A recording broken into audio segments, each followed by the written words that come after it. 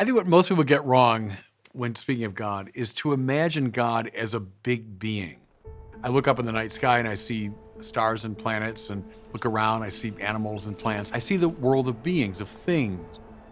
The great mistake is to say, well, he must be the biggest being around. He's the supreme being among the many beings of the world.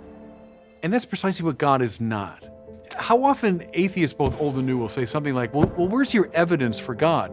If you imagine God as one more big contingent thing among others, well then there's no evidence for that reality. They're operating out of a scientific framework. But see, if you're looking for God that way, you'll never find him. That's not what he is. God is the sheer act of existence itself, in and through which all particular things exist. But people get caught up in misunderstanding God and therefore seeking him in a sort of empirical, scientific way. That's not going to work.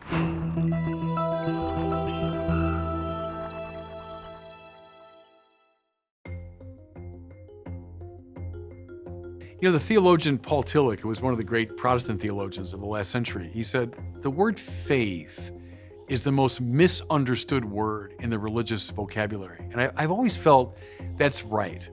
How do people read faith? Through a scientific lens or scientistic lens. Faith is credulity, it's superstition, it's accepting things on the basis of no evidence. It's the way a child thinks.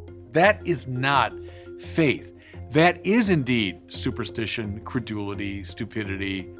The church, at its best, is calling people beyond that. We're not satisfied leaving people in a state of pre-rational superstition. So what's faith then? It's something on the far side of reason. When reason has gone about as far as it can possibly go, it looks into a kind of alluring darkness. Faith in a way is like that. The full presence of God is such that it overwhelms the mind. And of course it does. And that shouldn't be surprising that God, ipsum esse, the sheer act of being itself, the creator of all things, that in whom essence and existence coincide, is not going to be definable by our minds. It won't fit into our minds. So what does the mind want? Well, it wants the truth, and so it seeks it. It seeks it scientifically, psychologically, it seeks it through literature, it seeks it through philosophy. That's the beauty of the mind. I'd be asking people not to close their minds, but to keep opening their minds. I love the sciences, but I don't like scientism, which is the reduction of all knowledge to the scientific form of knowledge. I love the sciences and their success in the technology they've delivered to us.